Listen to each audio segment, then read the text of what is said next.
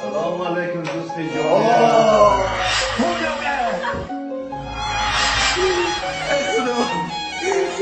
روز نشد که من خونه بایم گذار خونه شو بازم نمیبینی که هستی هزارت از ما قرض دارم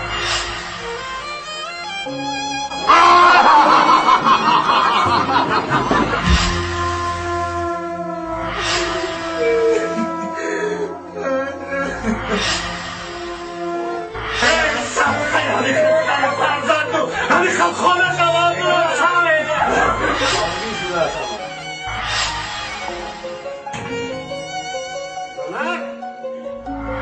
اینجا اما کامو کنه یه خواهشون